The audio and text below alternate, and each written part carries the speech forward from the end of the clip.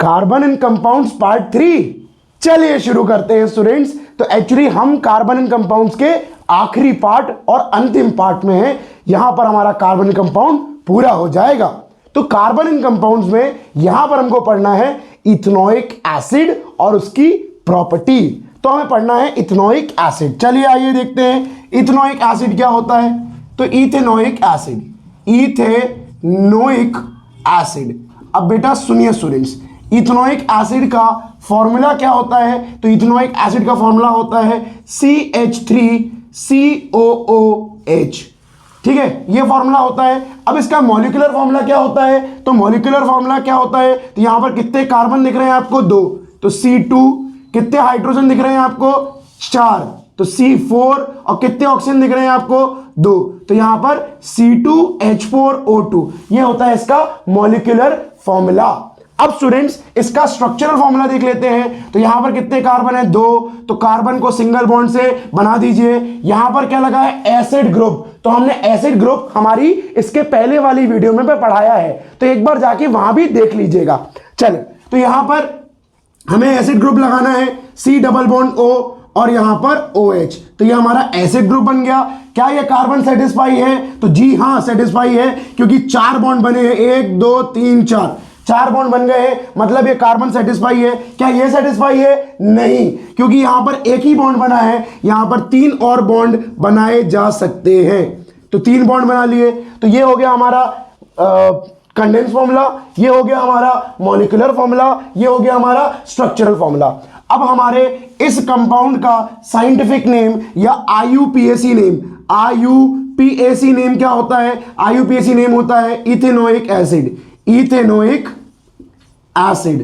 तो ये ethanoic acid होता है। इसका कॉमन नेम क्या होता है, इसका कॉमन नेम होता है acetic acid, acetic acid, acetic acid. ये इसका कॉमन नेम होता है। तो स्टूडेंट्स ये हमारा इथेनोइक एसिड है। अब पढ़ते हैं इसकी फिजिकल प्रॉपर्टीज। तो इसकी फिजिकल प्रॉपर्टीज क्या होती है, चलिए आइए देखते हैं। तो फिजिकल प्रॉपर्टीज क्या होती है, तो फिजिकल प्रॉपर्टीज देख लेते हैं। तो फिजिकल प्रॉपर्टीज क्या होती है, आइए जरा देखते हैं। तो एक्चुअली स्टूडेंट्स फिजिकल प्रॉपर्टीज क्या होती है, तो सबसे पहली चीज ये दिखने में कैसा होता है, तो इसका कलर होता है कलरलेस, मतलब यहां पर कोई भी कलर नहीं होता हमारे एसिडिक एसिड में। दूसरी चीज इसका टेस्ट कैसा होता है, तो भाई हमने पढ़ चुका है एसिड बेस एंड सॉल्ट में, अगर नहीं देखा है तो हमारा पार्ट देख के आइए। चलिए, तो भाई हमारा जो एसिड बेस एंड सॉल्ट है उसमें पढ़ा था हमने कि जो एसिड होता है वो सार इन टेस्ट होता है। तो यहां पर जो हमारा इथेनोइक एसिड होगा वो भी सार इन टेस्ट होगा। अच्छा, इसके बाद इसका ऑर्डर कैसे देता है, तो बेटा इथेनोइक एसिड डलता है विनेगर में। क्या आपने कभी विनेगर सूंघा है, तो विनेगर जो है उसकी थोड़ी सी फ्रूटी टाइप की स्मेल होती है, तो वैसे हमारे इथेनोइक एसिड की भी स्मेल होती है। इसके बाद बॉइलिंग पॉइंट कैसा होता है इसका, बॉइलिंग पॉइंट जो है वो होता है 118 डिग्री सेल्सियस। 118 डिग्री सेल्सियस मतलब ये पानी से ज्यादा बॉइलिंग पॉइंट है, यानी कि ये पानी से लेस वॉलेटाइल है, मतलब इसमें वॉलेटिलिटी की प्रॉपर्टी नहीं होगी। सर ये वॉलेटिलिटी क्या होती है, तो मतलब tendency to convert into vapour, मतलब ये जल्दी वेपर में कन्वर्ट नहीं होगा। चलिए अब स्टूडेंट्स इसका बात करते हैं कि भाई ये जो एसिडिक एसिड है, ये जो इथेनोइक एसिड है, एक्चुअली अगर ये प्योर स्टेट में होता है और अगर आपने इसको जमा दिया तो ये किसके जैसे दिखेगा, ये स्नो के जैसे दिखेगा, बर्फ के जैसे दिखेगा। इसलिए क्या बोलते हैं इसको, प्योर इथेनोइक एसिड को जब जमाते हैं तो ये बर्फ जैसा दिखता है, स्नो जैसा दिखता है, इसलिए इसको बोलते हैं ग्लेशियल एसिटिक एसिड। अच्छा, इसके बाद स्टूडेंट्स अगर हम एसिडिक एसिड को पानी में घोलें तो ये पानी में बिल्कुल सॉल्युबल है, सारे प्रोपोर्शंस में सॉल्युबल है। और आखिरी प्रॉपर्टी इसकी है कि भैया ये एसिड है, तो अगर इसको लिटमस में डालेंगे तो क्या होगा, ये होगा ब्लू से रेड। तो ये लिटमस में ब्लू से रेड होगा। तो हमने सारी फिजिकल प्रॉपर्टी खत्म कर चुकी हैं। पढ़ते हैं केमिकल प्रॉपर्टी की ओर। चलिए स्टूडेंट्स, तो अब पढ़ते हैं केमिकल प्रॉपर्टी। तो केमिकल प्रॉपर्टी में सबसे पहले आएगा रिएक्शन ऑफ एसिटिक एसिड या ethanoic acid with carbonates, metal carbonates या बाइकार्बोनेट। बाइकार्बोनेट को और क्या बोलते हैं? Hydrogen carbonate. बाइकार्बोनेट को और क्या बोलते हैं? Hydrogen carbonate. सॉरी सर, ये मेटल बाइकार्बोनेट या मेटल कार्बोनेट होता क्या है? तो बेटा सुनिए, बाइकार्बोनेट होता है HCO3 और कार्बोनेट होता है CO3। इसकी वैलेंसी होती है 1-, इसकी होती है 2-।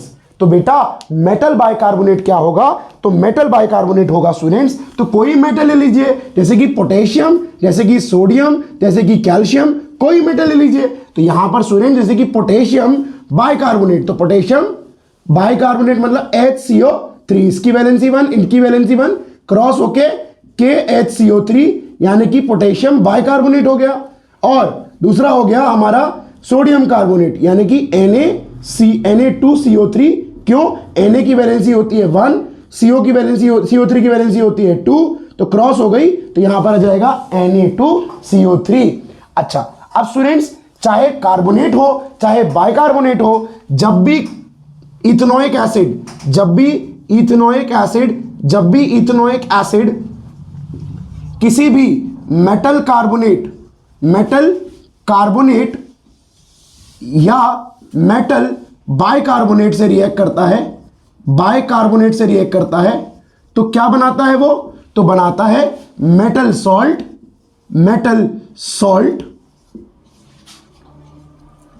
Salt plus carbon dioxide plus water, ये सब बनाता है। भाई देखिए, आखिर इथेनोइक एसिड भी तो एक एसिड ही है ना। तो भाई जब भी एक एसिड कभी भी किसी भी मेटल कार्बोनेट या बाइकार्बोनेट से रिएक्ट करता है, तो वो क्या बनाता है? Carbon dioxide plus water plus metal salt. तो भाई इथेनोइक एसिड क्या होता है? CH3COOH प्लस मेटल बाइकार्बोनेट क्या होता है? मेटल कार्बोनेट क्या होता है? Na2CO3। तो स्टूडेंट्स यहां पर रिएक्शन क्या होगा? तो आइए जरा देखते हैं। तो स्टूडेंट वहां पर क्या चाहिए हमें? Carbon dioxide. तो कार्बन डाइऑक्साइड यहां से मिल जाएगी, पर इसके पास एक ऑक्सीजन बच जाएगा, और उस ऑक्सीजन में अगर हाइड्रोजन मिला दूं तो वाटर बन जाएगा। तो हाइड्रोजन यहां से निकल जाएगा, तो यहां से कार्बन डाइऑक्साइड निकल गया, यहां से हाइड्रोजन निकल गया, तो क्या बन जाएगा? यहां पर बन जाएगा कार्बन डाइऑक्साइड प्लस वाटर। अब बचा स्टूडेंट्स क्या? यहां पर बचा CH3COO- और यहां पर बचा Na+। तो यहां पर क्या आ जाएगा? CH3COO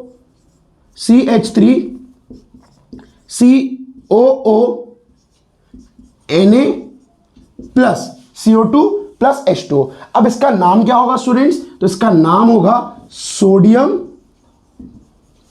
एक्चुअली स्टूडेंट्स ये एसिडिक एसिड था, तो अगर ये सिर्फ इतना बचेगा तो ये कौन सा होगा? Acetate ion. तो यहां पर क्या हो जाएगा? ये सोडियम एसीटेट। या स्टूडेंट्स आज मैं आपको एक और तरीके से इसका नामकरण बताता हूं। आप बताइए स्टूडेंट्स, ये क्या है? CH3C double bond O C2H5, ये क्या है स्टूडेंट्स? ये है एस्टर। क्या है ये? एस्टर। इसका नाम कैसे करते हैं? तो मैंने बताया था एस्टर हमेशा एक एसिड वाले पार्ट से और एक अल्कोहल वाले पार्ट से मिलकर बनता है। तो बेटा जो भी इसका एसिड वाला पार्ट है उसको सर्कल कर दीजिए, जो भी इसका अल्कोहल वाला पार्ट है उसको सर्कल कर दीजिए। सर हमें कैसे पता चलेगा कि अल्कोहल वाला पार्ट कौन सा है और एसिड वाला पार्ट कौन सा है? तो स्टूडेंट्स बहुत गौर सुनिएगा, या तो मेरी पूरी वीडियो देख लीजिए वहां पर पूरी, या फिर से आपको बता देता हूं, जिसमें भी C डबल बॉन्ड O और O लगा रहे वो वाला होता है एसिड वाला पार्ट, और जिसमें कुछ भी ना लगा रहे वो होता है अल्कोहल वाला पार्ट। इसका नामकरण कैसे करते हैं? तो इसका नामकरण कैसे करते हैं? तो यहां पर कितने कार्बन है? 2, तो 2 के लिए इथ और सिंगल बॉन्ड के लिए एन। और ये कौन सा ग्रुप लगा है? तो ये लगा है एस्टर ग्रुप। तो यहां पर क्या आ जाएगा? O8, तो ये हो जाएगा इथेनोएट। और ये बचा क्या है? ये बचा है इथाइल। तो ये क्या हो जाएगा? Ethyl ethanoate. क्या हो जाएगा ये? Ethyl ethanoate. इथाइल इथेनोएट क्या हो जाएगा? ये इथाइल इथेनोएट हो जाएगा। अब खुद सोचिए स्टूडेंट्स, बहुत गौर सुनिए, इथाइल इथेनोएट हो जाएगा स्टूडेंट्स। अब बहुत गौर सुनिए जो मैं कहना चाह रहा हूं। अब अगर मैं इस इथाइल को हटा दूं, तो ये क्या बचेगा? सिर्फ ये सिर्फ बचेगा इथेनोएट बचेगा सिर्फ। अरे भाई अगर मैं इथाइल को हटा दूं तो सिर्फ इथेनोइड बचेगा। तो भाई यहां पर इथेनोइड में क्या लग गया है, सोडियम लग गया है। क्या लग गया है, सोडियम लग गया है। तो स्टूडेंट इसका नाम क्या हो जाएगा, इसका नाम हो जाएगा सोडियम एसीटेट, और या फिर इसको सोडियम इथेनोएट भी बोल सकते हैं। समझ में आया स्टूडेंट्स? ये ट्रिक्स जो हैं आपको सीखनी पड़ेगी केमिस्ट्रीज में। आया कि नहीं? चले, तो ये था हमारा सोडियम कार्बोनेट के साथ रिएक्शन। अब देख लेते हैं पोटेशियम बाइकार्बोनेट हो तो क्या होगा। चले, तो पोटेशियम बाइकार्बोनेट को देख लेते हैं। चले, उसके साथ हम एसिटिक एसिड को फिर से देखेंगे। चले, तो स्टूडेंट्स हमें क्या चाहिए है, हमें वहां पर देखिए, मैं एक सिंपल चीज बता देता हूं आपको। यहां पर मेटल को छोड़ के सबको निकाल देना है और यहां पर एसिड को छोड़ के सबको बचा लेना है। चले, अब यहां सुनिए स्टूडेंट्स, तो यहां पर आपको इस और इसको मिला के क्या बनेगा, कार्बन डाइऑक्साइड और वाटर मिलेगा। आया? और बचा क्या हमारा, के और एसीटेट आयन। तो यहां पर आ जाएगा CH3COO के। तो इसको क्या नाम दे सकते हैं, पोटेशियम एसीटेट या फिर पोटेशियम इथेनोएट। पोटेशियम एसीटेट या पोटेशियम इथेनोएट। तो ये हमारा रिएक्शन किसका था, अगर कोई इथेनोइक एसिड मेटल कार्बोनेट या बाइकार्बोनेट से या हाइड्रोजन कार्बोनेट से रिएक्ट करता है तो यहां पर मेटल सॉल्ट, कार्बन डाइऑक्साइड और वाटर बनाता है। और हमने यहां पर एक बार मेटल कार्बोनेट से देखा, एक बार मेटल बाइकार्बोनेट से देखा, और दोनों रिएक्शन में क्या बन रहा था, मेटल सॉल्ट, कार्बन डाइऑक्साइड और वाटर। चाहे कोई भी हो सेम ही रहेगा ये रिएक्शन, कोई दिक्कत यहां तक। आगे बढ़ते हैं। चले, अब बेटा हमारा इसके बाद जो रिएक्शन आता है वो आता है एल्कली से, कि अगर हमारा इथेनोइक एसिड किसी एल्कली से रिएक्ट करता है तो वहां पर क्या बनेगा। चलिए आइए जरा देखते हैं स्टूडेंट्स।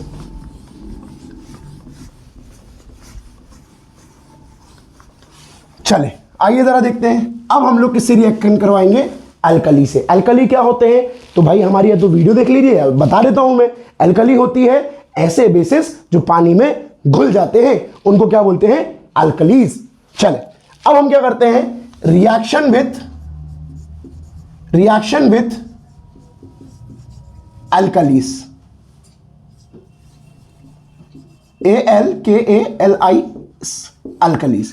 तो बेटा एल्कलीज क्या होती हैं, तो एल्कलीज वो बेस होते हैं जो पानी में घुल जाते हैं। तो सबसे बढ़िया एल्कलीज होती है NaOH और KOH। तो बताइए स्टूडेंट्स, अगर NaOH है तो NaOH का मैंने आपको कॉमन नेम भी पढ़ाया था। तो इसका कॉमन नेम क्या होता है, तो इसका कॉमन नेम होता है कॉस्टिक सोडा। कॉस्टिक सोडा, तो कॉस्टिक सोडा इसका कॉमन नेम होता है। चले आइए जरा देखते हैं। तो बेटा अगर कोई इथेनोइक एसिड, भाई इथेनोइक एसिड भी तो एक एसिड ही है, इथेनोइक एसिड भी एक एसिड ही तो है। चले, तो अगर एक एसिड, एक अल्कली, सर अल्कली तो एक बेस भी होता है। तो भाई अगर एसिड एक बेस से रिएक्ट करता है तो वहां पर क्या बनाता है, वहां पर बनाता है सॉल्ट एंड वाटर। तो भाई अगर इथेनोइक एसिड भी एक अल्कली से रिएक्ट करेगा तो वहां पर क्या बनाएगा, सॉल्ट और वाटर ही बनाएगा। चलिए आइए जरा देखते हैं स्टूडेंट्स। चलिए, तो CH3COOH ये हो गया हमारा एसिटिक एसिड या इथेनोइक एसिड। चले, बेस क्या हो गया हमारा, NaOH।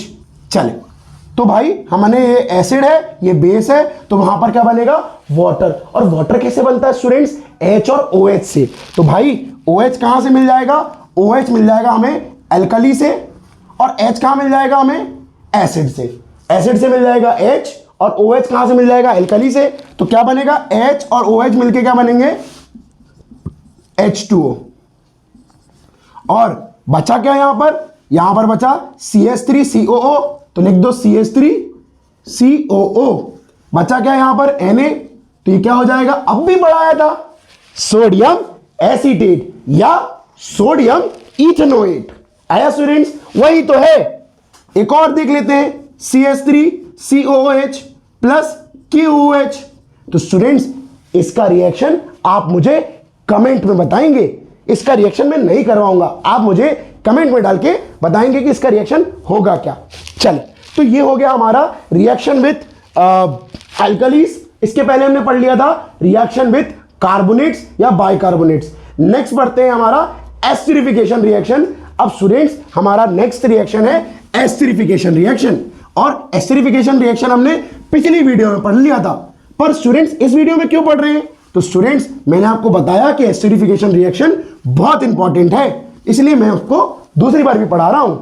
चलो, तो एस्टरिफिकेशन रिएक्शन, एस्टरिफिकेशन रिएक्शन, तो एस्टरिफिकेशन क्या होता है? तो जब भी कोई एक इथेनॉइक एसिड किसी भी अल्कोहल से रिएक्ट करता है तो वहां पर एक स्वीट स्मेलिंग सब्सटेंस होते हैं जिनको क्या बोलते हैं? एस्टर होते हैं। चलिए, तो बेटा यहां पर क्या होगा? यहां पर आपको एक अल्कोहल लेना है और एक इथेनॉइक एक कार्बोक्सिलिक एसिड लेना है। तो कोई भी कार्बोक्सिलिक एसिड ले सकते हो और कोई भी अल्कोहल ले सकते हो, तो वो मिलके क्या बनाते हैं? एस्टर बनाते हैं, और साथ में क्या बनाते हैं? वाटर बनाते हैं। अब स्टूडेंट्स बहुत गौर सुनिएगा, हम लोग यहां पर इथेनॉइक एसिड और इथेनॉल की प्रॉपर्टी पढ़ते हैं, तो हम अल्कोहल में इथेनॉल चुन लेते हैं और एसिड में यानी कि कार्बोक्सिलिक एसिड में इथेनॉइक एसिड चुन लेते हैं। तो स्टूडेंट्स यहां पर इथेनॉइक एसिड ले लेते हैं यानी कि CH3COOH प्लस क्या आ जाएगा यहां पर? C2H5OH। ये क्या है स्टूडेंट्स? तो ये है हमारा इथेनोइक एसिड, इथेनोइक एसिड। और ये क्या है स्टूडेंट्स? तो ये है हमारा इथेनॉल। क्या है ये? इथेनॉल। अब स्टूडेंट्स यहां पर हमारे को वाटर भी निकलना है। तो मैंने आपको पिछली वीडियो में बताया था, अगर हमें कहीं पर भी वाटर निकालने का कॉन्ट्रैक्ट मिल जाए तो वहां पर हम किसको फोन करेंगे? कंसंट्रेटेड H2SO4 को फोन करेंगे। तो भाई यहां पर हमारा रिएजेंट क्या होगा? Concentrated H2SO4। तो ये क्या करेगा? वाटर निकाल डालेगा। समझ रहे हो? कहीं से ही पानी निकालना हो, कंसंट्रेटेड H2SO4 को याद करो, तुरंत पानी निकाल देगा। डिहाइड्रेटिंग एजेंट बोलते हैं इसको। चले, तो पानी के लिए H और OH चाहिए होता है। पानी के लिए क्या चाहिए होता है? H और OH। तो बेटा यहां से आप OH निकाल लो, यहां से आप H निकाल लो, तो क्या हो जाएगा? ये H और OH मिलके क्या हो जाएगा? H2O। चले, अच्छा अब बचा क्या स्टूडेंट्स? CH3COO, CH3COO। चले, और क्या बचा स्टूडेंट्स? C2H5। तो स्टूडेंट्स अब भी तो बताया इसका नाम लिखना। बेटा ये वाला पार्ट आया है हमारा एसिड से और ये वाला पार्ट आया है हमारा अल्कोहल से। तो स्टूडेंट ये अल्कोहल से पार्ट आया है और ये एसिड से पार्ट आया है। तो जो एसिड से पार्ट आया था आता है उसमें लग जाता है हमारा सफिक्स O8। तो ये क्या कितने कार्बन है? दो के लिए इथ, सिंगल बॉन्ड एन, और यहां पर लग जाएगा O8। तो ये इथेनोएट हो गया और यहां पर अल्कोहल से कौन सा पार्ट आया है? 2 कार्बन वाला, मतलब क्या हो जाएगा? इथाइल। तो ये हो जाएगा इथाइल इथेनोएट। तो ये हमारा एस्टरिफिकेशन रिएक्शन कंप्लीट हो गया स्टूडेंट्स। अब स्टूडेंट्स हम क्या करेंगे? इसी एस्टर का हाइड्रोलिसिस पढ़ेंगे, और हाइड्रोलिसिस भी किसके साथ? हम पढ़ेंगे अल्कली के साथ। अगर ये एस्टर किसी अल्कली के साथ हाइड्रोलिसिस कर लेता है तो क्या होगा? तो अगला रिएक्शन है हमारा अल्कालाइन हाइड्रोलिसिस ऑफ एस्टर, मतलब एस्टर का हाइड्रोलिसिस, एस्टर का हाइड्रोलिसिस। तो हाइड्रोलिसिस किसका पढ़ाते हैं? एस्टर का। तो बेटा सुनिएगा, बहुत गौर सुनिएगा। तो हमारा एस्टर क्या है? CH3COO C2H5OH, सॉरी C2H5 बस। चले, अब हम इसको किसके साथ रिएक्ट करेंगे? अल्कली के साथ। तो सबसे फेमस अल्कली कौन सी होती है? NaOH। चले, अब बेटा सुनिए, बहुत गौर सुनिए। तो बेटा बहुत गौर सुनिए, एक चीज क्या होता है, यहां पर सबसे वीक बॉन्ड कहां पर है? इधर है। यह है सबसे वीक बॉन्ड, क्योंकि वहां पर अभी जोड़ा था हमने, तो जहां से जुड़ा है वहीं से तो जुड़ेगा। और जब भी NaOH किसी भी सॉल्यूशन में आता है तो वो Na+ आयन और OH- आयन में टूट जाता है। तो स्टूडेंट्स हमेशा सोडियम किससे जुड़ता है? आयोनिक पार्ट से जुड़ता है। तो आयोनिक पार्ट ये होगा कि ये होगा, तो ऑब्वियसली ये होगा क्योंकि यहां ऑक्सीजन है, तो सोडियम जुड़ जाएगा इससे और OH जुड़ जाएगा इससे। तो क्या बनेगा यहां पर? यहां पर बनेगा C2H5 और ये OH जुड़ गया, तो C2H5OH क्या है? ये तो है इथेनॉल। इथेनॉल, इथेनॉल क्या होता है? तो इथेनॉल वही चीज होती है जिसको अपना दर्द मिटाने के लिए लोग पानी के साथ पीते हैं। चले आगे लिखते हैं। तो ये क्या है? सोडियम और ये क्या है? एसीटेट। तो ये क्या हो जाएगा? CH3COONA। तो ये क्या हो जाएगा? Sodium acetate. तो स्टूडेंट्स आप मुझे इसका एक और नाम कमेंट में बताएंगे कि इसका एक और नाम क्या है। तो अगले टॉपिक की ओर हम बढ़ते हैं। तो भाई test for ethanol and ethanoic acid.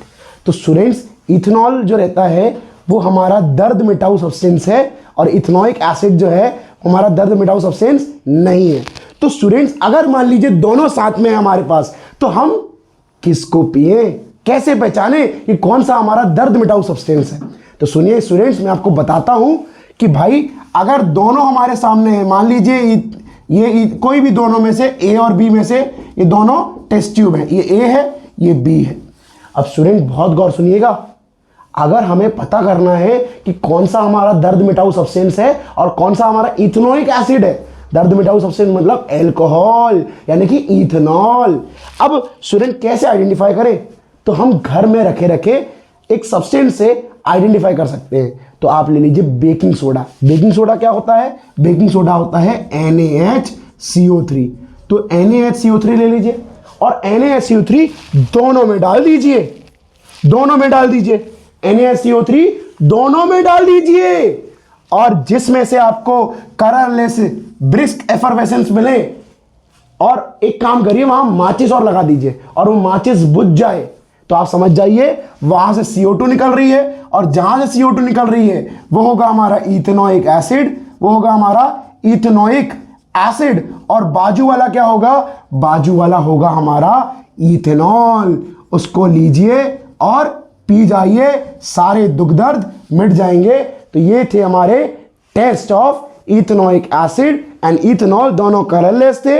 हमने बेकिंग सोडा डाला तो एक से कार्बन डाइऑक्साइड निकल आई, एक से कार्बन डाइऑक्साइड नहीं निकली। तो हम ये समझ गए कि जिससे कार्बन डाइऑक्साइड नहीं निकली वही हमारा दर्द का साथी है, यानी इथेनॉल है। चलिए तो बढ़ते हैं हम नेक्स्ट टॉपिक की ओर। अब स्टूडेंट्स आते हैं सोप्स और डिटर्जेंट पे। तो सोप्स और डिटर्जेंट क्या होते हैं? आते हैं सोप और डिटर्जेंट पे। तो स्टूडेंट्स सोप और डिटर्जेंट क्या होते हैं? तो सुनिए स्टूडेंट्स, सोप और डिटर्जेंट, सोप्स और डिटर्जेंट क्या होते हैं? सोप्स और डिटर्जेंट जो है वो क्या होते हैं स्टूडेंट्स? ऐसे सब्सटेंस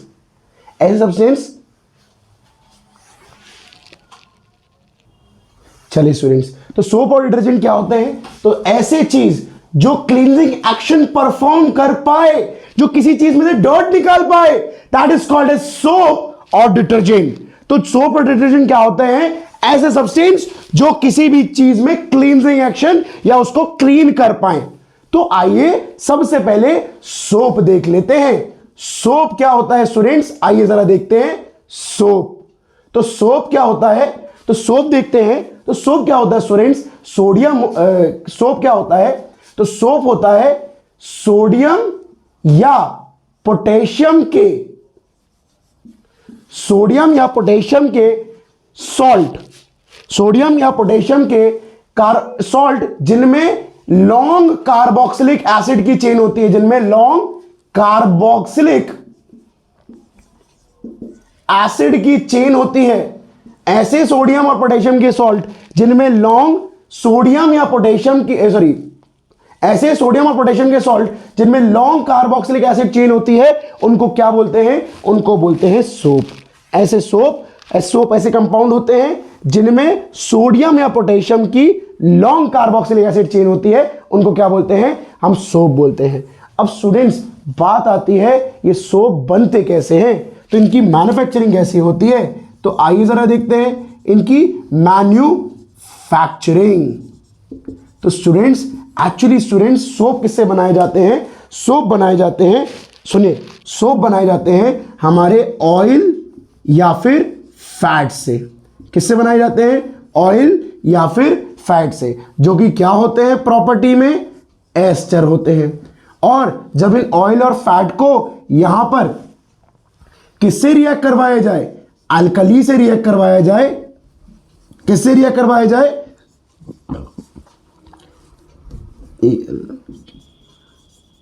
अल्कली से रिएक्ट करवाया जाए, यानी कि NaOH या फिर KOH से रिएक्ट करवाया जाए, तो यहां पर क्या बनता है, यहां पर बनता है हमारा सोप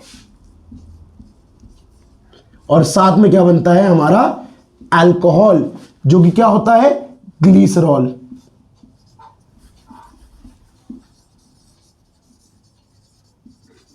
ग्लिसरॉल क्या होता है, अल्कोहल। तो ये अल्कोहल ही हमारे क्या होते हैं, ग्लिसरॉल। समझ में आया। तो ये मैन्युफैक्चरिंग ऑफ सोप थी। इसके बाद हम लोग क्या करते हैं, सोप का स्ट्रक्चर देखते हैं। आइए जरा देखते हैं स्टूडेंट सोप का स्ट्रक्चर। चल सोप का स्ट्रक्चर कैसा होता है, आइए जरा देखते हैं। चल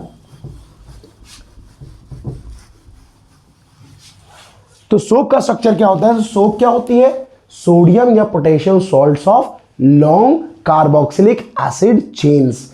तो बेटा सुनिएगा, बहुत गौर सुनिएगा, मैं आपको एक सोप का एग्जांपल देता हूं। सोप का एग्जांपल क्या होता है, C17H35COONA। इसका नाम क्या होता है, इसका नाम होता है सोडियम स्टीरेट। इसका नाम होता है सोडियम स्टीरेट। देखिए स्टूडेंट्स, इसमें अगर आप एक चीज गौर करें तो यहां पर क्या है, यहां पर सोडियम लगा है और उस सोडियम के साथ क्या लगी है, लॉन्ग कार्बोक्सिलिक एसिड की चेन लगी है। लॉन्ग कार्बोक्सिलिक एसिड की चेन को हम क्या बोलते हैं, उनको फैटी एसिड्स भी बोलते हैं।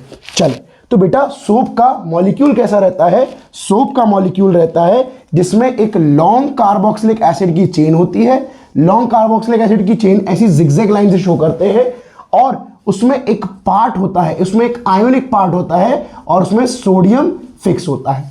तो ये क्या हमारा सोप मॉलिक्यूल है। सोप मॉलिक्यूल में दो पार्ट होते हैं।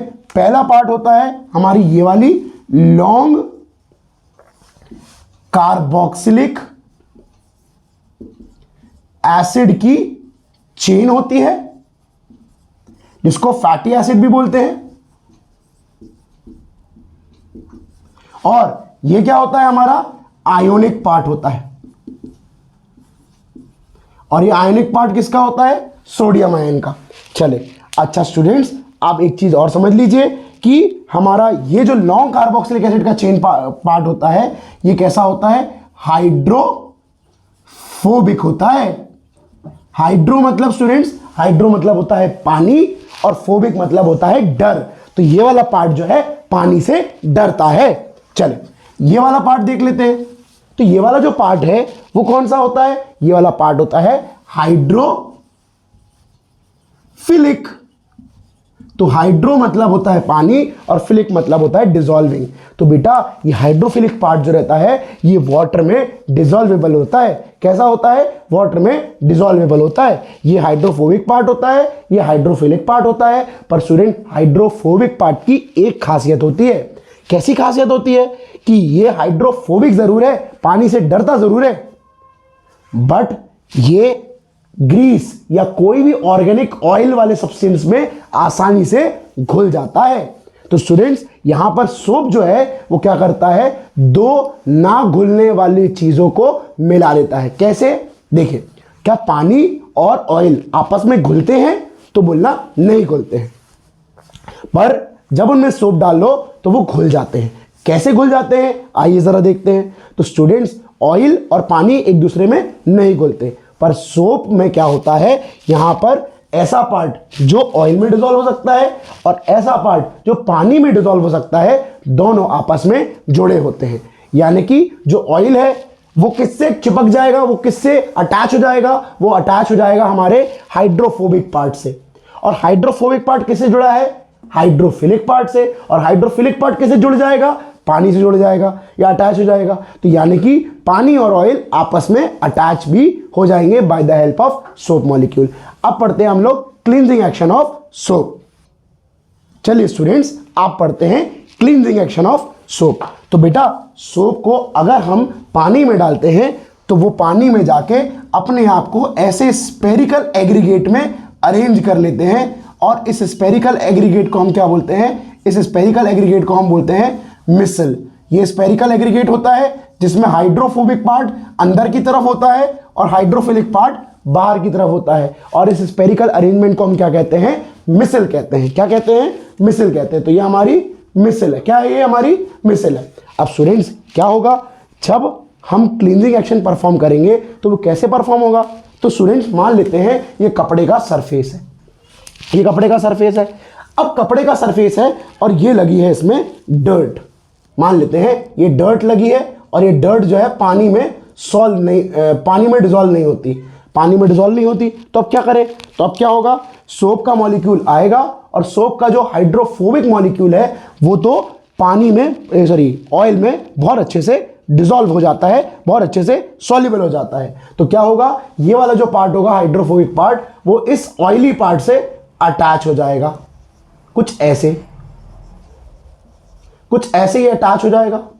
और स्टूडेंट्स हम क्या करते हैं, जब उसको पानी में ऐसे निकालते हैं, खोलते हैं, देखिए अब कभी भी याद रखना, पानी जैसे वॉशिंग मशीन है, अब वॉशिंग मशीन भी क्या करती है, पानी को कपड़ों को पानी के साथ सीधा रोटेट, फिर उल्टा रोटेट, फिर सीधा रोटेट, फिर उल्टा रोटेट। तो ऐसे में क्या होता है स्टूडेंट्स, ये जो मॉलिक्यूल है जो पानी से जुड़े हुए हैं, देखिए एक्चुअली ये मॉलिक्यूल्स तो वाटर से अटैच है, तो वैसे वाटर घूमेगा वैसे ये मॉलिक्यूल्स भी यहाँ पर शेक होंगे और उसकी वजह से क्या होगा, ये डर्ट जो है उस कपड़े से बाहर आ जाएगा।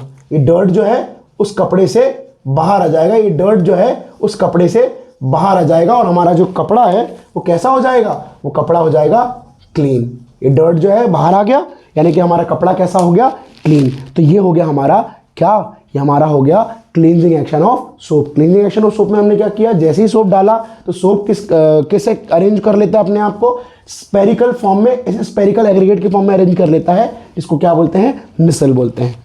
जैसे ही उसको दाग दिखता है, ये ऑयली ग्रीसी पार्ट दिखता है, तो ये हाइड्रोफोबिक पार्ट उससे अटैच हो जाता है। और क्या करते हैं, जैसे ही हम उसको शेक करते हैं, जब कपड़े को रगड़ते हैं, तो क्या होता है स्टूडेंट्स, ये जो मिसल्स हैं, ये जो क्या बोल सकते हैं, सोप मॉलिक्यूल्स हैं, ये उस डर्ट को लेके उस कपड़े से अलग हो जाते हैं और हमारा कपड़ा क्या हो जाता है, क्लीन।